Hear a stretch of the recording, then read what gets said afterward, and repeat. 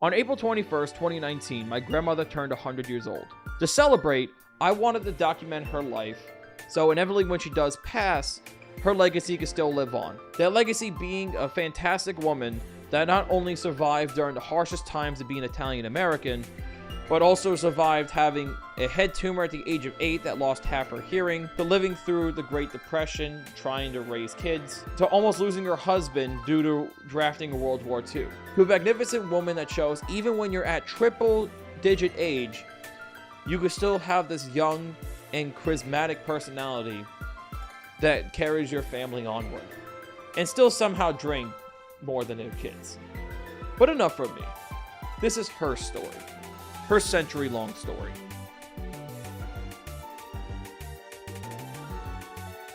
Is this working? It is working. Hey, we are in business. Fuck. So, grandma's usual routine. We got her dressed, coffee, half a bagel, and what are those? And pills. We also fill up grandma's water because she's had this thing of having the hydration of a desert. Stay hydrated, even when you're 100. How much water could I drink? I might stay in the bathroom all day, that's all. Please, you'll be in the bathroom anyway. We want to make sure you're hydrated because you used to drink no water. And for someone your age... Jake, I choke. You choke on... Yeah, water. And I throw up. And people don't believe me. That's why I don't drink water. What's wrong with you? Jesus, woman. I don't know. That's why I say, to me, I'm crazy. If I could do this one hand. Go ahead. Put it down. I'm trying to angle it. I'm trying to see it. Oh, go ahead. Go ahead. Go ahead. Okay, that's good. There you go. Okay.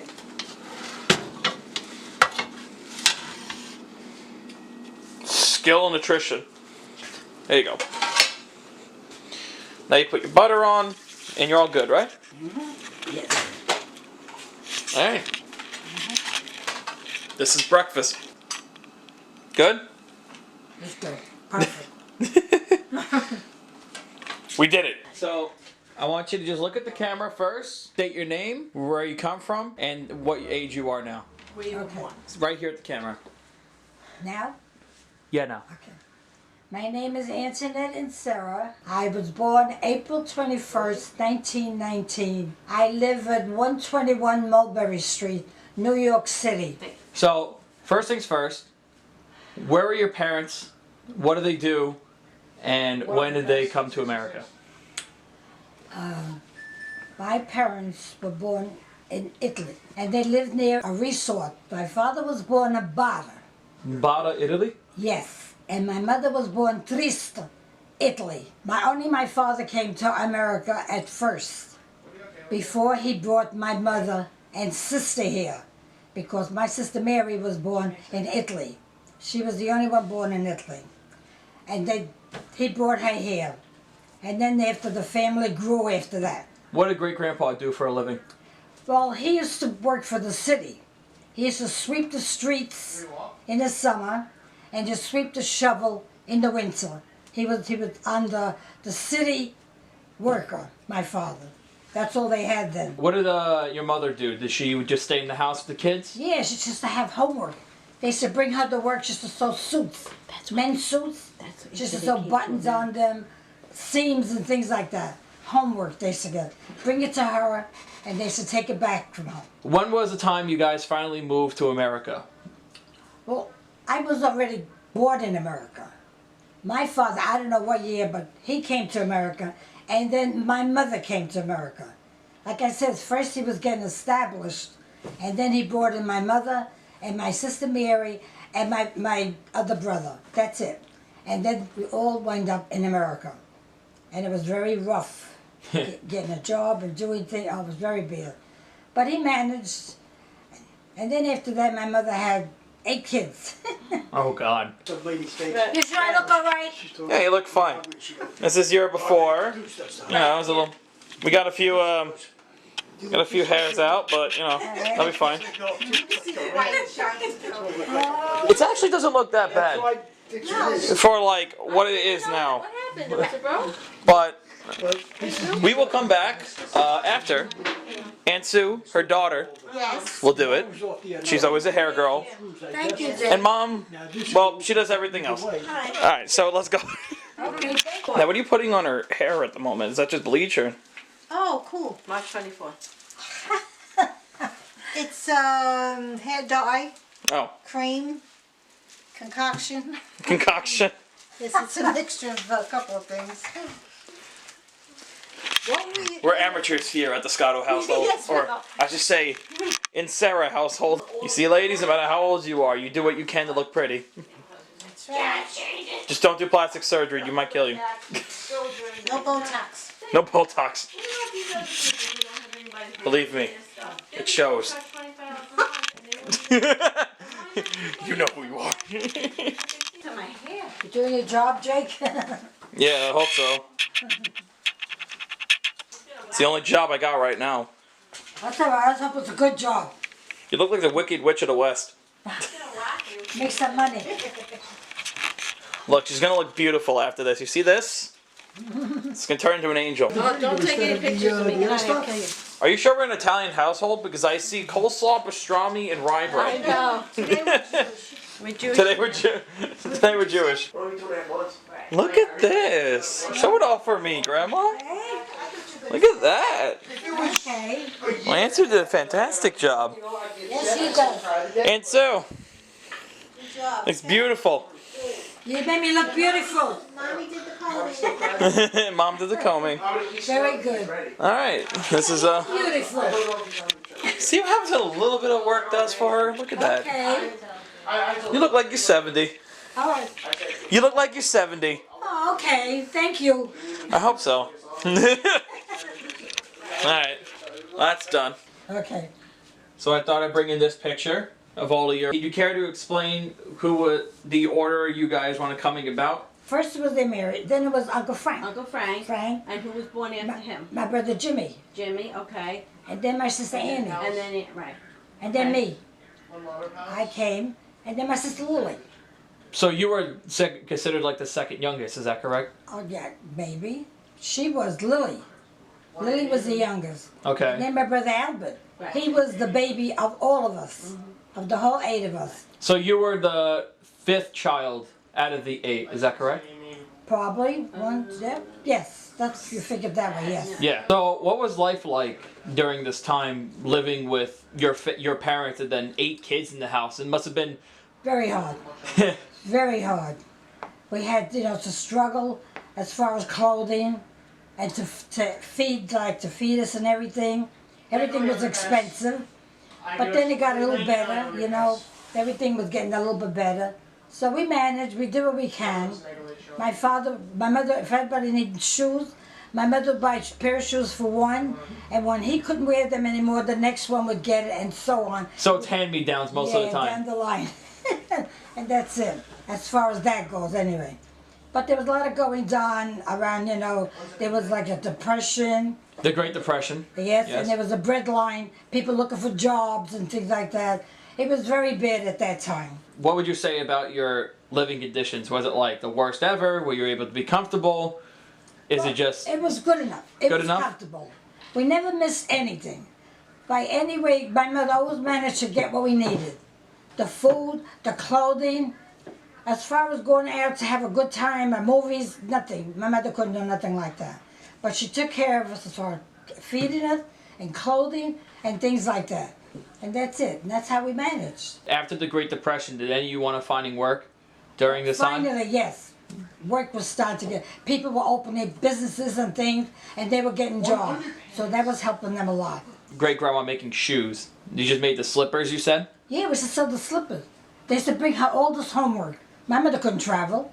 We had no car, nothing. We had no transportation whatsoever. We used to do homework and do things in the house. We had no radio yet, not yet. And that's it. But later on, we got a radio. We were lucky, and we started seeing things. They were getting a little smart then.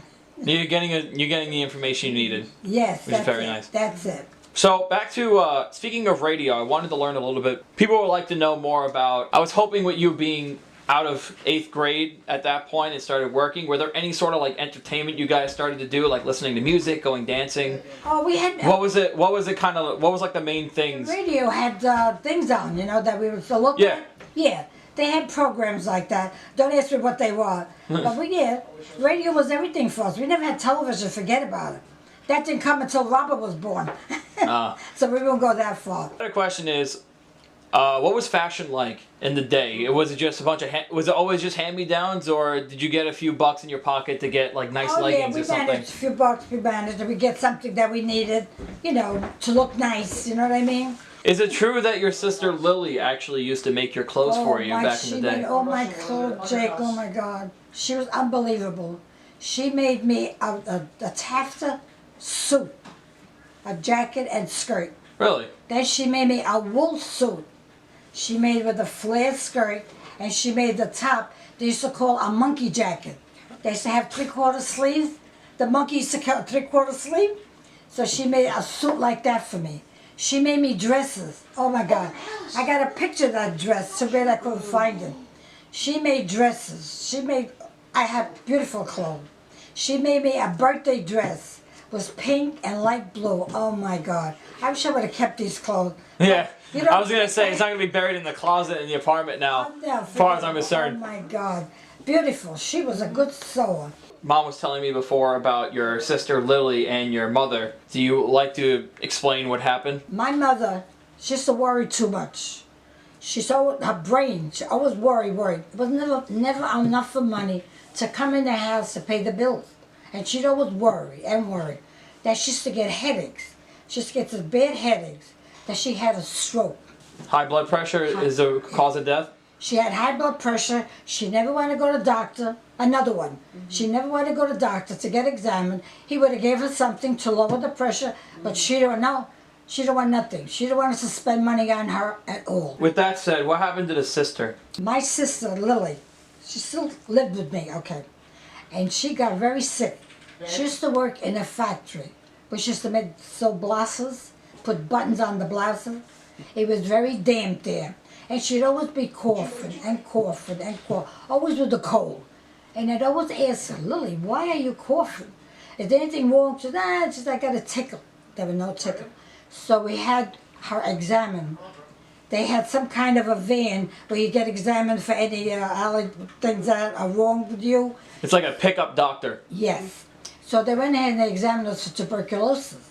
So she got examined, and they found she had tuberculosis. Now all of the family had to get examined too. So we all went for x-rays. Thank God she was the only one with tuberculosis. So now, you know, she had to be put away because nobody could take care of her because there was nobody home. My father used to go to work, do what he did, and my sister, all of us. So she was all, they went there, we put her in a home. We put her in a home thinking they were going to help her. They never did, Jake. She got worse and worse and worse. And one day we get a call that we had to go to see her. She died. She died just being in there. And we thought she was going to get help. She never did. And I lost a sister. And that was that. How old was she when she passed away? Oh, I was 20 years old. 20 years old. She was 20. She was very young. She was the beginning of living. You know what I mean? Yeah. Oh, God. How old were you at the time when this happened? Well, we're 22. We're 2 years apart. So I would say 22. She was 20. So you were my age when this happened? Yes. There you go. They were very young. You know what I mean? So I've seen there's a little bit of a trend when it came to stuff like that, especially you were telling me before. Would you like to explain what happened to everyone else? Because personally, I never met any of your relatives. It's been so long. So would you like to, would you give me a little bit of detail about each of them and how they want them going away? Well, anyway, as far as my sister Lily, you know what happened to her. Then there was my sister Anna. Well, she was okay, you know. She was okay until she got married and everything, that she developed asthma. Because she lived with a husband who smoked. And she got so sick from smoking that house that she had asthma. And very bad. And that's what killed my sister. And she passed away. Like I said, my brother Jimmy, he had his own house, he's had his own kids, married, had his own 2 kids. My brother Frank got married, and he had a kid. And my brother, well, Frank, Albert, later on, he got married. He was okay. And then my brother Carmine, he got married. He was okay. He was all right. He was all right. What about Aunt Mary? What did she have? Because And Mary used to work. She used to work on shoes, you know, in the factory. She was okay. She had no children. She couldn't have any. So they never had any. So when my mother passed away, my sister Mary inherited all my mother's kids, the whole bunch of them. And she took care of us. What we did, we rented a house, a big house, so they could all live together, all my brothers and sisters, until they start getting married one by one. Okay. And she did a lot, my sister Mary. She worked very hard. She took care of all the bills, my sister, and everything that went on in that house. She took care of the heat, everything. Just so we were all comfortable with her. Had a beautiful house we had too. And Uncle Joe. and Uncle Joe, right? With Uncle Joe, yes. Oh, he was like a Santa Claus. He didn't know what to do for us. Oh my God. He used to send us to the movies. The movies were 5 cents a person. That must have been nice. They gave me a quarter. Now, when they gave me the quarter, I thought it was for me alone. So everybody said, how come she got the quarter and not us? He says, what do you mean? That quarter is for all of you. You're all going to go to the movies. 5 cents a person. We were 5 of us. What was your favorite movie at the time? Do you remember what you watched There was a lot first? of cartoons. A lot of cartoons? Yeah, more cartoons than a movie like today. All cartoons, they're very funny. Like all of the Crazy Cat and all that. Once in a while we see a movie, but not that I remember them too much. Yeah. No, I don't. Do you remember anything specific from when you were with your family, or that's anything that pops to your mind? Well, like when I was with my family, that I got very sick. Well, that's when I had a very, very bad. They didn't know what was wrong with me. I was acting very stupid and silly and everything. So you explained you had meningitis when you went to the doctor, is that correct? Yes. He says, take her to the hospital. She's contagious. He says, then when you get through, we had a taxi cab. We had no car then either. He says, when you get through with that cab, you better get it fumigated. They had to spray it because it was catching. Anybody would go in there, they'd be sick. Oh my God. My mother couldn't believe what she was hearing, you know. So finally, anyway, I went to the hospital. They isolated me. Nobody could come in the room. They had a big glass there, and that's how they used to come to see me. Behind that big glass, they couldn't come nowhere near me. You were treated like patient zero. Yeah, very big. Anyway, after a while, I was there for a long time. My mother would come to see me in the hospital. That was behind that glass mirror again. So the doctor says to her, oh, she said, your daughter died. My daughter died. She said, no, she did. She said, my daughter's alive. My mother had a dream of these 2 saints that I worshipped until today. Cosmos and Damien. Cosmos and Damien? Is that what was in the name? Yes, Cosmo and Damien, something like that, yeah. And she said, she's alive. They go in the room where I was. You know where I was? I was under the bed. They don't know how I got there. My mother tells a story to everybody. She tells a story to everybody. They don't believe my mother. She says, I saw my daughter, she was under the bed. How did I get there, Joe? Maybe they had a half bar at that time in the hospital. I must have slid down, and I went underneath. I figured, let me stay here, because it was dark. There was nobody around, you know? And I waited there until they found me. And they found me the next morning under the bed. And you know, I visualized it. The way I was under that bed, I swear, I think about it, I go, my God, did it really happen to me? And it really did. Is there any sort of other medical problems you had when you were younger?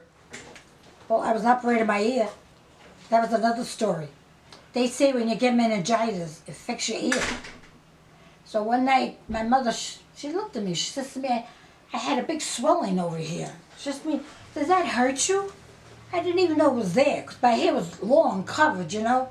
I says, no. She says, you got a big swelling over here. Don't hurt. I said, no. So what she did, she took me to an eye and ear specialist and then throat specialist on 13th Street. Okay. We weren't living too far away. We were living on 15 and 13th Street. She took me there. And when she saw me, the receptionist at the desk, she said, oh my God. She said, you can't take her home. She's going to die on you. Again, I'm gonna die. Oh God. Oh my God. She's here because they took me straight upstairs, Tom, Jake. They had to operate. They had to take all that stuff out of from up here. They took a bone from behind my ear. And that's why I have an empty, I can't hear. That's why I tell them I can't hear. I got a reason. I got a big empty space behind my ear because they took that bone out. The bone was all infected.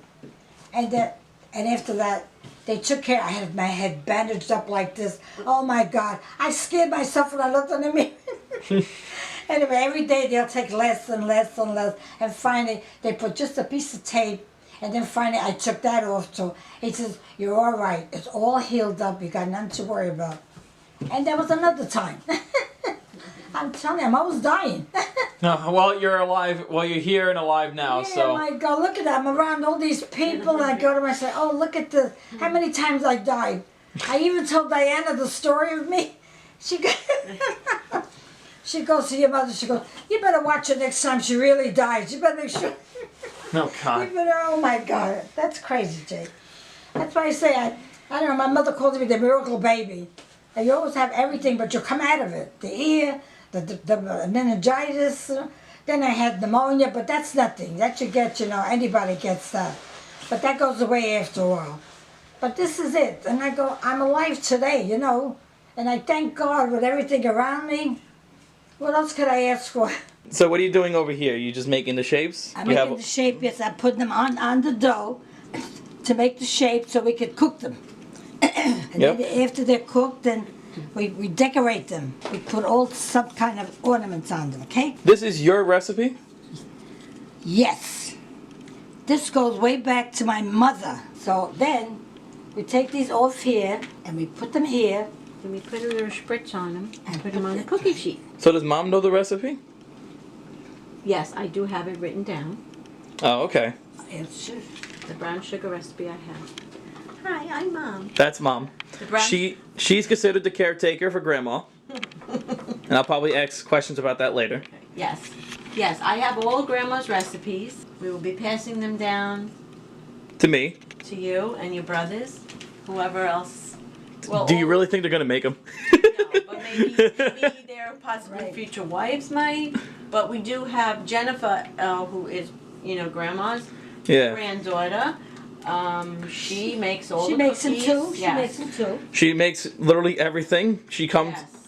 I'm not even joking when I say this. Any single time we have an event, she comes in with suitcases full of desserts, Yes. and it scares me every time. They're always delicious. And they're always very good. So obviously you're gonna make use of all this dough, Yeah, those are the white cookies. the white cookies, and these are the brown cookies. These are the brown sugar ones, right?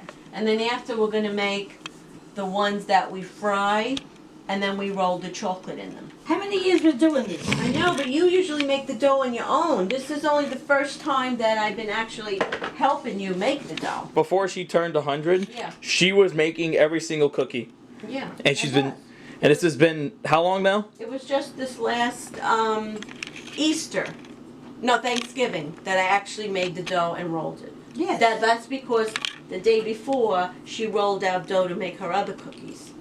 So her arms were tired the next day. So I go, all right, I can do it. I know how to do it. You're definitely watching me. See my Two. They're drunk. There you go. And take this red and put it for his mouth. Oh God. So while I'm here, I should probably explain why there's a giant case of beer in here, because you still drink even at 100 years old. Of course, because I like it. And that's not all. What else did you drink? So what else you dabble in when it comes to drinks? Will you do a nice glass of wine? Are you drinking whiskey on the side? No, no, it's Vermouth, Vermouth, champagne, champagne, and the beer.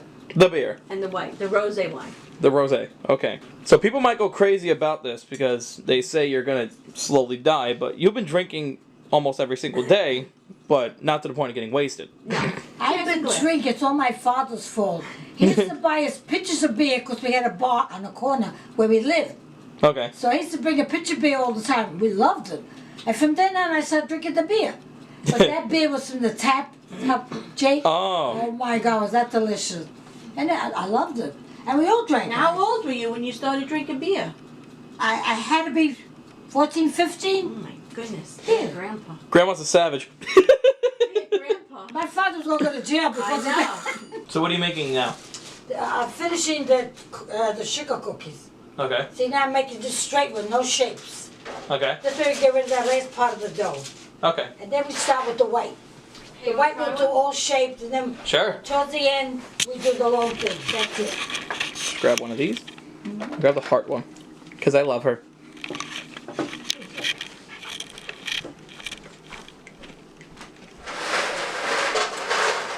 Yep. Good? Still tastes the same. Okay, good. You did a good job. Grandma keeps quality. So you have stories about this son of a gun? So when did you and Grandpa first meet? Your grandfather and this fellow, Frank, his name was. They were friends together. So we happened to be at a wedding once, and his friend met my sister Lily, and he was with me. So this friend, he fell in love with my sister Lily. Unbelievable. Like he knew her for so many years.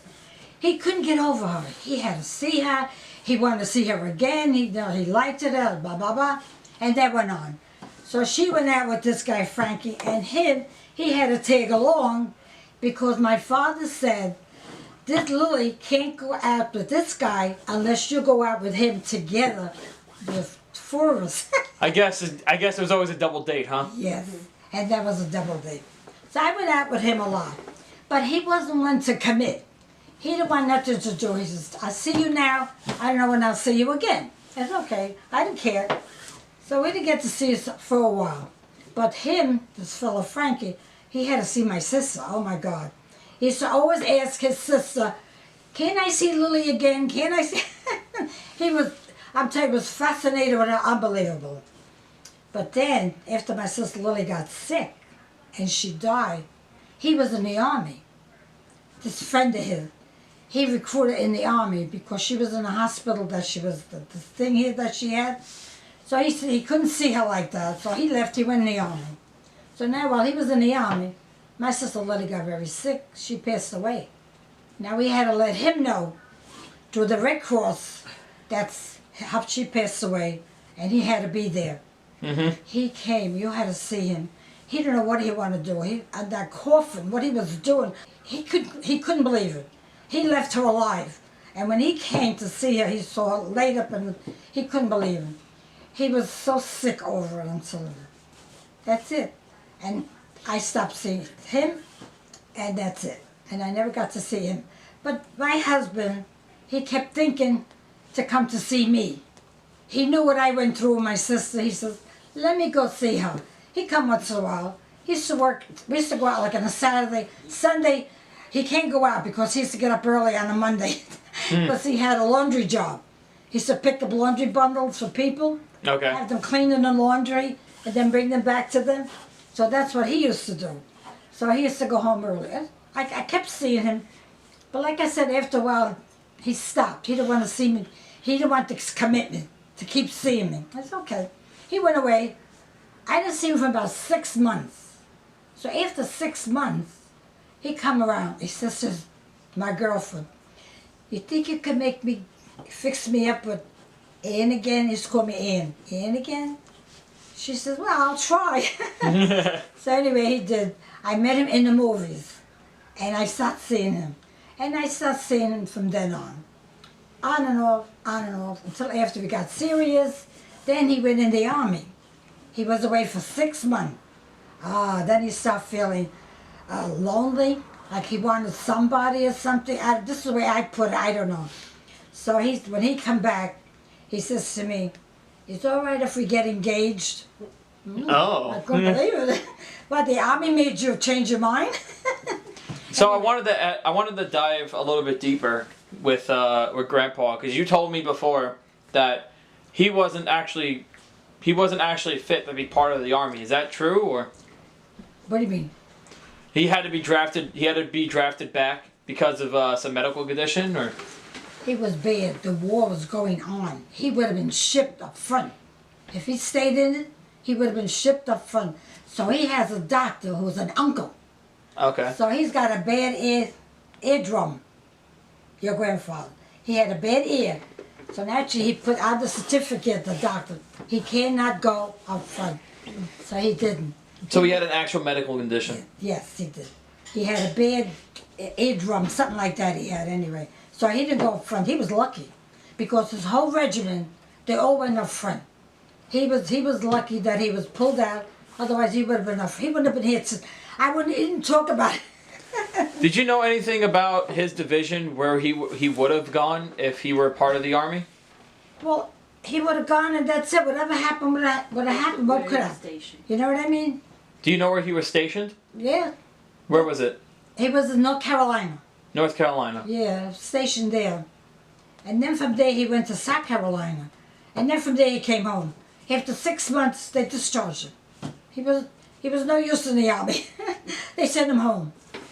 So he was. So I guess this goes to transition to here, your wedding picture. Okay.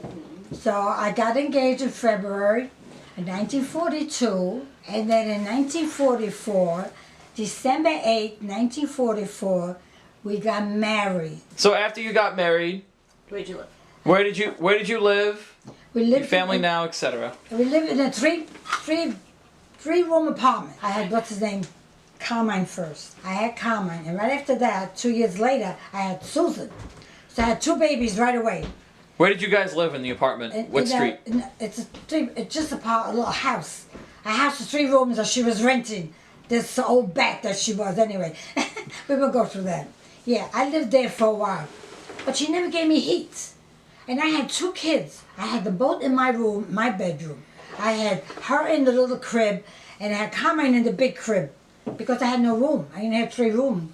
So anyway, I managed her. But she never gave me heat. I always saw my poor kids used to walk around robes in the day, you know, because she never gave me heat. So one day, your grandfather said, we're going to buy a house with my mother and father. Because we can't stay here. I can't have my kids freeze like this. So what we did, we bought a house. We bought a house with my mother-in-law and father-in-law. But we never told my landlord anything. So one day, I yelled. She come by the steps. She thought I had a heater going, but I was using the vacuum cleaner, and it was free electric. So she didn't like the idea. So she goes to me, why you do the woo woo woo in the room? She said, you know, got free electric, blah blah blah. I tell you, my kids need heat. I do not give me no heat, so I don't care.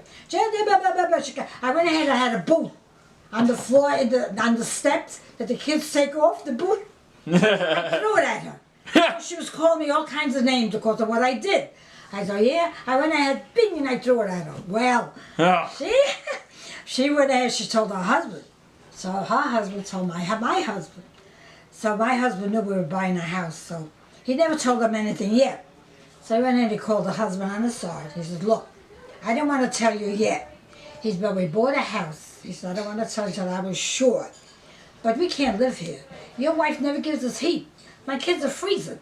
He said, my wife is always walking around with a robe or something, you know. That's no way of living. He says, okay. He said, don't worry about it.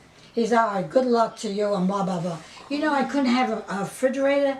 I had an ice box to take. I had to buy ice because I had formula. I still had babies. I had to have ice man. It's a good thing there was an ice man around the block. He always used to bring me ice. I used to take the water out from underneath because it's a drip. Well, that was a lousy. And then I had little rats running back and forth in the hallway. Oh my God. I said, this is no good. I guess exterminators weren't that good back in the day. No, it wasn't good. It was a very, very bad place.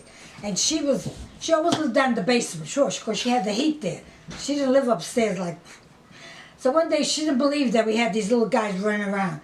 So you know what my husband did? One of them went in the oven, in the bottom of the oven. So he went ahead and he caught it, my husband. He put it in the bag. Oh, God. He twisted it. He threw it down her basement from the window, down to her basement, and let her see that we're not lying what's running around upstairs. Oh, she must have saw it, but she never said anything. What a life I had. You left a little surprise. What a crazy life, I swear to God. And that's it. So like I said, we moved to the house, a 2-family. My mother-in-law lived downstairs, I lived upstairs. I had a beautiful apartment. I had all the heat I wanted. I had my apartment fixed the way I wanted it. It was beautiful. And from then on, I had my house. For this segment, I decided to have Mother explain the rest of the documentary, mainly because, for one, Grandma could only remember so much being 100. I know, crazy. But second, I wanted to have her side, considering she's been taking care of Grandma basically most of her life. From taking care of her when she became elderly, to moving her out here and basically taking full responsibility watching over her, to now being her aide and even her 24/7 care supervisor. And quite frankly, if Mom didn't take that mantle to do this, I'm pretty sure I wouldn't have a grandma to document. So I wanted to personally thank my mother from the bottom of my heart of how much of her selflessness has not only kept grandma alive, but generally the whole family. But enough of me rambling. I think it's time you hear it from the woman herself, and also the reason I'm also a shitpost. Let me know if that looks weird. Don't you have a mirror on? Don't you have makeup? Hair You do makeup? you do your own yourself. Don't you have hair and makeup? Yeah, if I actually did this full time. I'm keeping it in, by the way. So, state your name, how you know us, and what you do. Okay, I'm Phil Escato. I know you because you're my son. And I have 4 of you. And I have a mom, we all know, Antoinette, and I'm her caregiver. What was it like in the household with Grandma? I know she has like her own opinion with it, but what was your personal experience with Grandma? You mean when I lived there? When I was Yeah, like younger? when it was like you and all the 4. It was you and the rest of your siblings. Well, most of my brother Carmen and my sister Susan were much older than me. They were about 14 when I was born, 13, 14. Robert was 8 years older than me. And he's, he was in the house more. Of course, I remember him more. And, Grandma did everything. My dad, when he was around, he really didn't do much. He worked, and that was about it. But Grandma did everything. She did the cooking, the cleaning. We used to paint. We used to wallpaper when Uncle Robert too. We used to use drop ceilings, paneling. She pretty much ran the house. She became a handy woman along with Uncle Robert. Yeah, she pretty much knew a lot of things to do. She never really had friends that she went out with. She was always in the house because she had kids from a lot of years. Sounds like you raising us. Well, she had older kids like 15, and then she had a baby at 40, which was me. So, Grandma really had you when she was 40? She was 40, yeah. Yeah, Uncle Robert, she was 32. And Carmen and Aunt Sue, she must have been in her 20s when she had them. So, yeah, it was a big span in between kids, so. How does it feel that your grandkids are just as old as the great-grandkids? Because I know Vincent now is, what, 24? Vincent is, he's a year younger than you guys.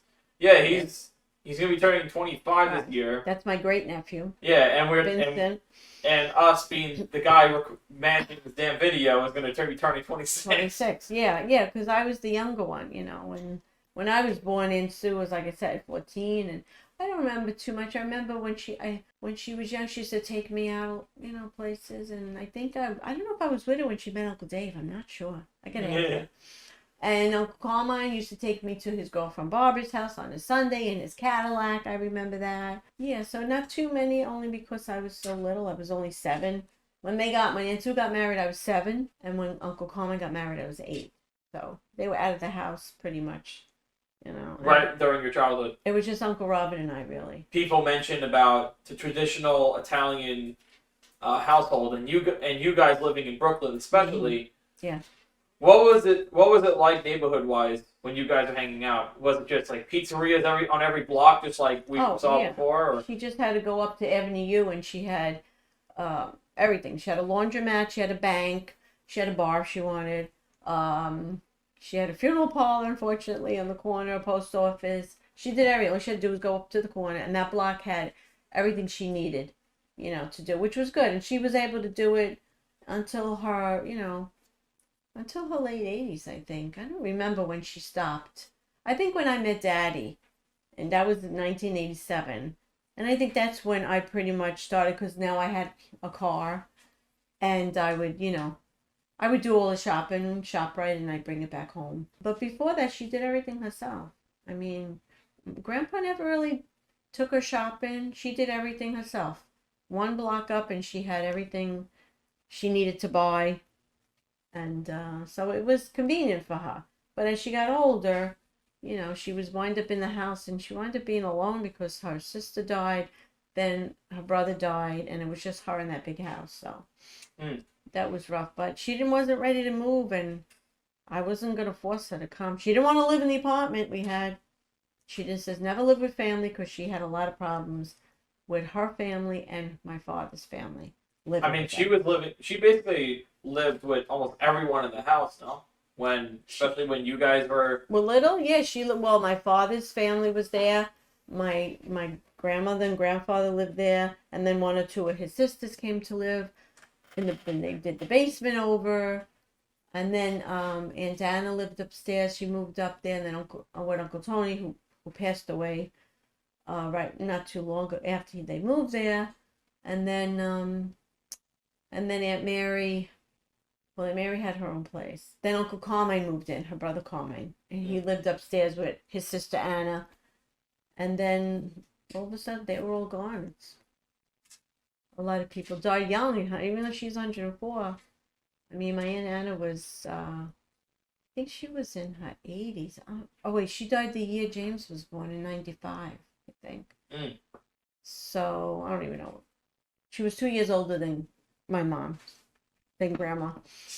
And Aunt Mary was like, I think 12 years older than her. Did you talk or do anything with Aunt Mary when you were born, or was that was mainly...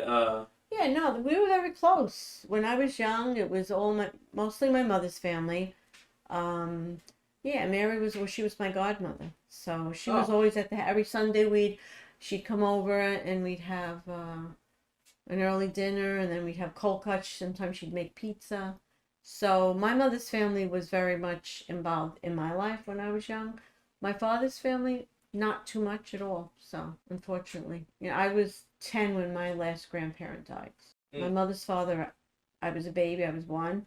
And her mom, I never knew. She died when Grandma was 20. Well, you talked about Dad, your dad, my grandpa, obviously. Yeah. Talking about how he just went to work and then he kind of just like... Yeah, they only used to go out on their anniversary. They'll go to a movie and dinner, that was it. They never really went anywhere like Daddy and I do. Never. That's why she goes, where are you going? I'm like, I know Daddy never did this with you, but, it's a different life now, thank God. But he, they never really did anything, and he passed away. He was 68, which is very young. Right now, she'd be 2 years off of being 40 years. 38 years. Yeah. Right. So 2 years from now, it will be 40 years. Right. So she's been a widow a long time, but she never really, I mean, Uncle Robert and I were there until, when I met Daddy. I was 27, and Uncle Robert was 27 and 35, I think, when he met Aunt Joy. So we were pretty much with her a long time. And then he married, and that's the year I got engaged, and then I moved out. And I wish at the time she would have sold that house in Brooklyn, and we could have had, we would have had it. But she didn't want to live with me. She said, I never live with family, and she was right. Never, no friends. Your neighbors, hello and goodbye. That's it.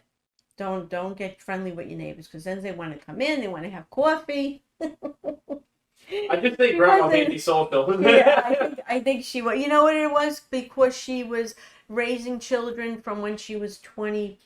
I don't know how old she was when she got married, maybe 25, until, like 55. So that's, because I was born in 40.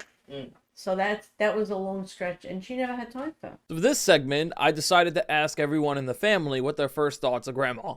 And let's just say, it's either extremely hectic, or they make it to a skit. Runs in the family, I guess. I could say she's amazing. There's nobody like her, I don't think, anywhere. We're so proud to have a mother that's 103 years old. Happy birthday, Antoinette. Antoinette is that when I came into the family, she loved me and my children right off the bat. There was never any question. My wife. The other thing I remember is you don't put the corn on the cob on the table until dinner is over, and you cannot have steak or spaghetti without bread. I learned that very early in my relationship with her. Nice. First thing I think of when I think of grandma is I think of my whole life. Because she was there from day one, brought me into this world, she was always there for me. She was there for all of us, they always saw me love, help us with everything. Well, first thing I think about is that. I don't know. All good. To happen. All good. I know a lot of people lost their moms a long time ago. So I'm very blessed. Anything you want to say to her? You're fine, Mother. Is there anything else you want to say? Happy birthday! You painted my neck. There you go. All right. Love you, Mom. That's the first thing I think about. And glad you're still with us. This big, beautiful family. We're very, very blessed to be here. We're very, very blessed to have such a loving, caring family. So happy birthday. Preparing for holidays, grinding the cheese, and stealing the pieces and getting yelled at for stealing cheese. Amazing, beautiful young ladies. Christmas holidays and being together. So what's the first thing you think of when you think of Grandma? Absolutely amazing.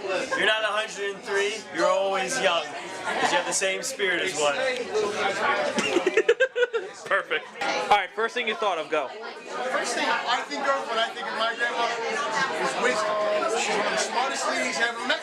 She knows all about history, more than the textbook, and she loves Coors Light. So the first thing I think of when I think of Grandma is all the stories.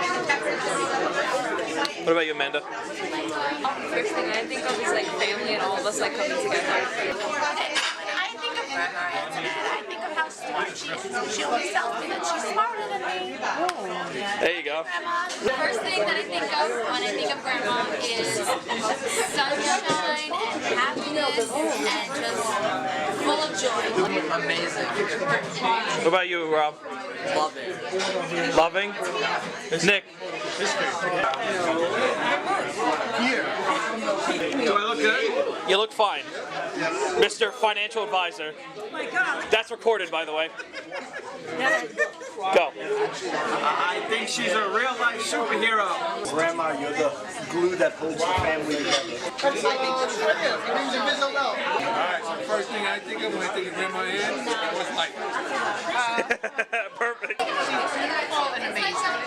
I'll add to that, staying single. Yeah, what's the first thing you think of when you think of Grandma? What? Queen. Oh, Beautiful queen. there you go. I think about grandma, I think about keeping family traditions and family together. I love you, Grandma Ann. You don't look your age. You look like 80. What's the first thought you think people have when they see you? This is, I can't believe that I'm 102. Three. Oh my God. So, Joy, what do you think of when you think of your mother-in-law? Well, for my favorite mother-in-law, I would think of her as giving her entire family, including her family, a lot of love. And I think of her as a woman who has inspired her children and all of us to be the best that we can and to do what we need to do to keep ourselves happy. So, Or there you go. Or he could send you so, a video. What do you think of when you think of your mom, who's 103? My mom is amazing. Okay. And she's part of the greatest generation. Just look at the camera and see the first thing you think of when you think of Grandma. So I guess the first thing I think of is just how much she's persevered and everyone that she's raised and impacted. It's really impressive, and how strong she's still going. You know, she's complains about her back and shoulder and whatever, but I mean, it's crazy how she's still living by herself and she's killing it, man. It's crazy. So now it's modern day. Grandma now has a great-grandchild on our side this time. You actually just came back from She has taking care. 9. She has 9 great-grandchildren. How was Grandma helping you to help you with us? Oh, Your kids? she was always there. Yeah. She would, with Thomas, I would go and I would say, I still had my Avon business was good then. And I used to stay there for like 2 days because Daddy worked midnights and I, couldn't make noise. And then when he was on midnight, I couldn't make noise in the day. So, and then the 4 to 12s were hard. So I would go there and she'd watch him and I'd stay for like 2 days. And then she'd come and she'd stay with us before we got the house. And then James came along. We had the condo we lived in and still. But yeah, but she was always there to help. She was able to, even when you guys were born. Her knees were good. It was after a couple of years after that when her knees she couldn't walk too well. But she was always to help, whether it's, doing laundry or cooking or just entertaining you guys. You finally sold the house. Well, now it's permanently in the apartment across the street. How do we even get that? I'm just curious. That was great. We sold the house. No, we didn't sell the house yet. She decided, she was here one day and I saw a moving van go across the street. And in my mind, I'm like, oh my God, I remember that lady said she was leaving. And I don't know, my brain must have went to Daddy's brain. And I see him go running across the street. And he talked to Frank and he says, look, my mother-in-law needs a place. Because he had a couple of people that he had some problems with. He goes, you're going to get your rent and all. So she lives by herself. And we took her there, and she liked it. I was shocked beyond words because at that time, at 89, I mean, it was time for her to leave. But again, I wasn't going to force her. I didn't want her down here being all depressed and she didn't want to be here. I think it was better off that we found that because no, that was a home run. Finding that apartment. And she's right across the street. Yeah, no, it couldn't be any better. And she was self-sufficient for a long time, but then the 90s came and I don't even know when. These last 3 years with COVID, I don't even remember anything, but we know she needed me then. And I think in mid-90s she started like not cooking anymore or not really wanting to cook, and that's when I started to do it. And that's why I started to spend most of my money paying for her takeout. And that's it. Yeah, so we got lucky that day. And she was happy there. I never thought she would have been, but she was happy, and I was happy. And then we didn't sell the house until a year later. So was she living in the apartment while we were waiting to sell the house? Yeah, we moved her out September 2006, I believe. I think I'm correct in that. I'm not sure. That's the same year Daddy had retired, and we lost Grandpa Shell that year. One good thing was, that Daddy retired. Yeah. And we found that apartment, and then we sold the house the year later. Do we know what's going on with the house now? Oh, they knocked it down. Really? They knocked down my house, and they knocked down the house next to us, and they built 2 different houses. That's why I never wanted to go back. She always wanted me to take her back. I'm like, I'm never going to West Street again. I can't not see my house there. I'll be very depressed. Or if I see it there, I know it's not mine anymore. I mean, ours. But. Fair enough. Well, the god of Inserras are up, so we gotta get her beer. So when she's awake, it's almost 1 o'clock right now, which is a little bit later than she wakes up. So we'll see what happens. Hello? Oh, the beer and the camera. Yeah. Yep. Where the hell It's was fine. that from? As a mother and a mother-in-law, you bring something a little different to each of our lives. Yet, you're important to both of us, and so is your birthday. We hope it's a day that's different from every other, a day that's especially lovely, the kind of day you deserve. Happy 103rd birthday. Salute! Love, Robin, and joy. So we got Grandma's month supply over here of Coors Light. Still waiting on that sponsorship. 103. I think it'll be good. Yeah, right? This is definitely not a ploy to get Coors Light to respond to Grandma's request to be sponsored. Just saying. How much was this 36 pack? I think it was about $28, was it? I don't even know. I buy it in Costco, I don't know. I'll just put these in here. Call it a day. That's good, yeah. You can put the rest in the back room. Yeah. Okay? Alright. So yeah, this is the I don't know what the hell I'm calling this segment. What But, grandma? What's keeping grandma going? There you go. It's like she's my mother or something. And there's grandma. Your beer is all set. Jake, put your beer in the refrigerator. Okay. Oh, where's the zero? We lost the zero. What was that case? She's only 13. We lost the zero. So what was it like trying to? I mean, more at this point, you're the full responsibility for grandma because everybody else is not either Here, close or close by or not Right. even in the state. Right. So what was it like for starting that adventure? Well, in the beginning, it wasn't as bad because she was doing stuff. When she first moved out here, she was still able to cook for herself and, clean the house and, but I was pretty much doing everything else as far as shopping, paying the bills for her and all that. But as she got older, it took, it was a lot harder for her to do things. So I pretty much started cooking for her it had to be about 4 years ago, I think, since I started with the Hope Home Care. And I pretty much do everything for her. She's able to get up and get herself washed and dressed and maybe make her coffee. But everything else, pretty much the rest of the day, I do for her. We'll go out, we'll visit, or we'll go shopping, or I'll go food shopping for her, clean her house, pay her the bills, just sit and talk with her, give her things that she could do. This cat is also a mama's boy. Jagger likes to. I'll try again to hold him. There you go. Okay, Jagger. Well, now he's gonna kill me. All right. Okay. What's your next question? I have to at least do this because Jagger is like how. No, sorry. Don't bother. And gone. He's not gonna stay. So another question I thought I'd bring up is that would you consider me be the assistant to your assistant? Oh God, definitely. I definitely have help from Jake and John and James and Thomas. Those are all my boys. Mostly me. Mostly Jake and John because they still live here.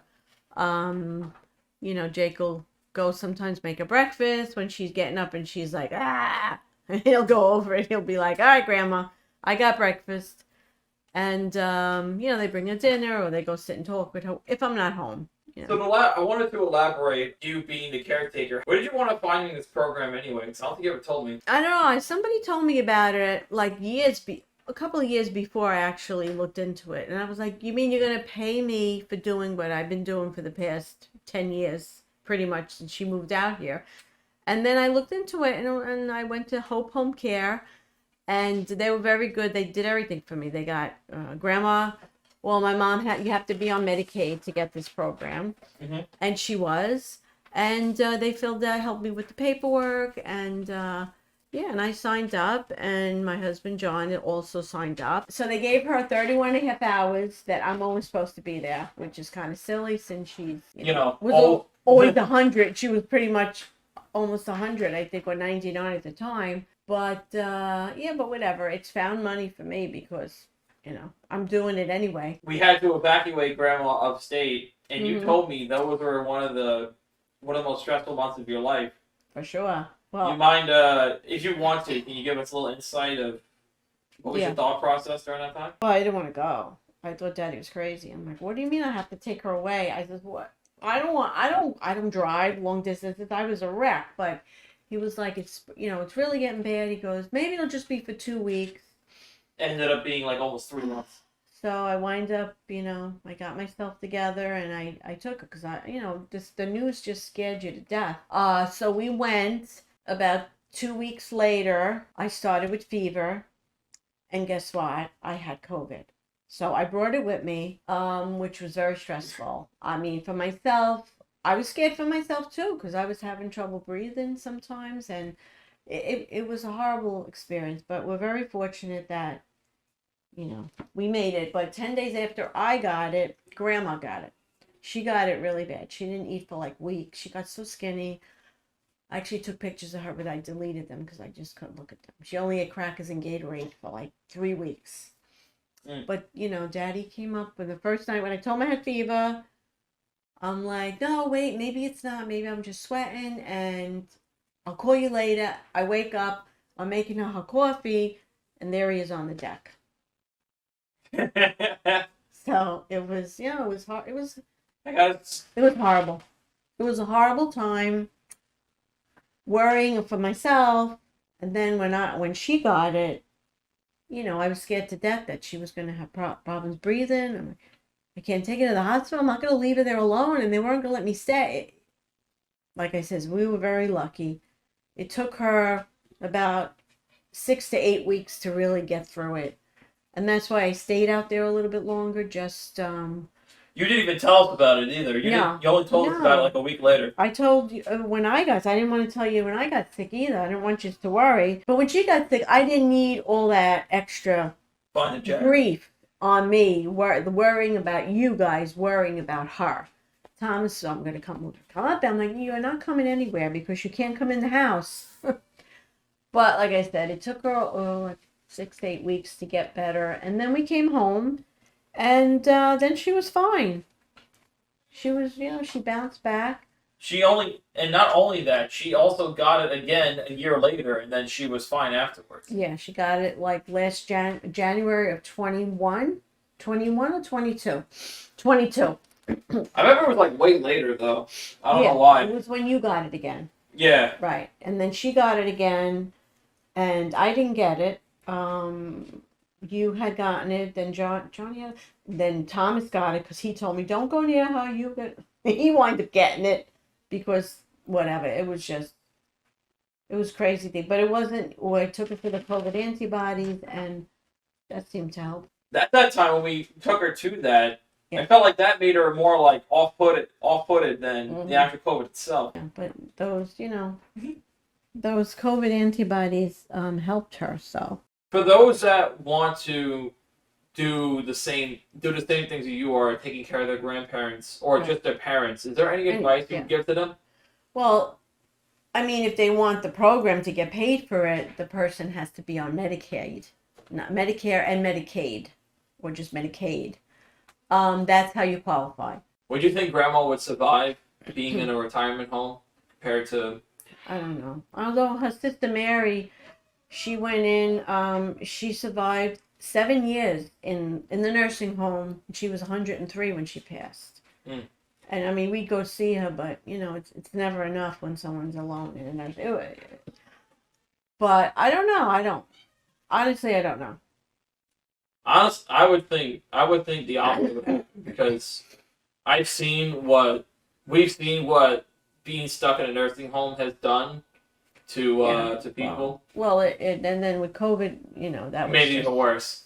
Not being able to see your people who love you is just, and that's why I think a lot of people died in the hospital because they didn't have anybody around them. With your unique experience of helping Grandma outside of this program and now being inside of the program, do you think this could be a more useful take on taking care of elderly people, especially if they have family next to them, compared to just going to a nursing home or something like that? It's a great program. I hope they never get rid of it because a lot of people don't want strangers coming in their house, you know. And if your grandson is maybe going to college, but he could still come and help you, he can make some extra money for college, and you know he loves you. He's going to take care of you because you don't know these people who come. I mean, I'm sure the majority are good. Well, the majority are good, but it's nice to have a family member, like someone your own blood raising you. If that makes sense. It's a very good program, and I hope they keep it because I'm sure it really helps a lot of people. Is there anything else you want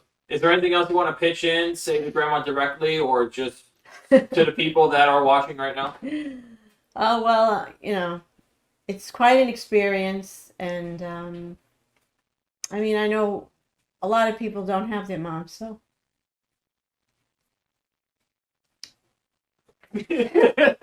I'm blessed. Don't mind being in my pajamas because it's about to be bedtime. Yes, but we're very blessed to have her, and she's still, I mean, I can still go to her, and when I got a problem, I'll talk to her, and she'll be good, and she'll tell me what I should be doing, and usually it's like, don't listen to what they say, just do what you want. But But she's still there for when I need someone to talk to. If she hears me. Yeah, half hearing loss is It's rough. Yeah. It's rough. I have no voice when I come, and then she yells at me, "What are you yelling for?" I'm like, "'Cause you don't hear me, you said." But no, but our family's very blessed with her, and a lot of my friends don't have their moms, so they're very lucky. And my father died 68 years old, and my mother's 104, so it's really crazy. And we have a new baby who's 2 months old, and him and Grandma were going back and forth. Yesterday, I have a little video. I'll send it to you. Maybe you want to add it. Yeah. It's very cute how he's talking to her and she's talking to him. She's folded all the clothes today for Nicole. So she does, she needs to keep busy. And I try and do that with her crafts and, trying new things for her to make so she doesn't sit in her chair and pretty much sleep all day unless we go out. And we always have to go out and we always have to shop. Yeah. We buy things. Her closet is full of clothes. I mean, full. There's really nothing else to get her, She likes to get her nails done, and she likes her beer and her vermouth. So. How does it feel that your mother drinks more than you do? It's crazy. When she didn't have a beer tonight, Nicole didn't have any beers. But she does, and maybe that's what's keeping her going. I guess I better start drinking, or I'm not making it to 70. I don't know. I think you'd be fine. I think you'd be fine. That's the old stock. They always drank, and her father gave her wine, I'm sure, when she was a baby. So that's just how she grew up, and that's it. She enjoys it. Anything else you want to put in? I don't think so. I think we're good. We're a fortunate family, and hopefully she'll be with us for a while longer. Now, to round out this topic, how does it feel now that Aunt Mary lived this long to, what was it, 104? 103. 103, and then how does it feel now that you're at this point where you're basically going to be up to her age? How does it make you feel? I'm scared. I'm scared, Jake. I think about it, I go, God, I got this far. And I take care of myself with the best I can. If anything is wrong, I take care of it and all that. But still, every day, I get up in the morning, I go, oh my God, thank you, God, for today. And this is what I do. I do whatever I can. And I got a lot of help from your mother. And I got a lot of help from you 4 guys and 5 guys, even when Nicole is involved. There's always something I could depend on. And I don't get scared too much. Now, with this in mind, I wanted to get your opinion on you living to 100 and getting all these praise and stuff, because even when I was showing people your picture with me and you about a month ago, they didn't even realize that you were 100. They thought you were 70. And especially now you got a letter from the president. You got a letter. Yeah. You got a certification from the Pope. Yeah. And having your own holiday now on Staten Island being April 21st, 2019 being National Inserra Day. Yeah. How does that make you feel? I feel so important. I feel, oh my God, what's happening? I feel like a aristocrat. I feel like I feel great. My God, everybody knows me now. You know what I mean? At a puny little thing that I was, so sick that I grew up to be that and that. And here I am. You know what I mean? I wanted to ask, this is specifically for the end of the video. You being 104, you turning 104, yeah. You've now officially outlived Aunt Mary in her age. Of course.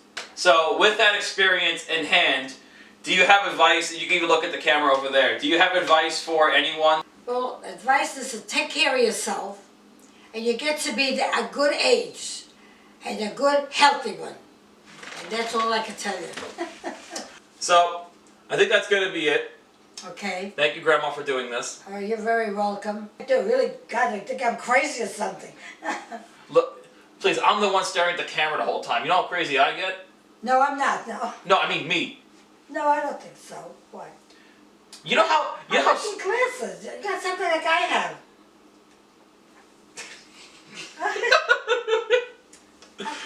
As you can see where my ADHD comes from.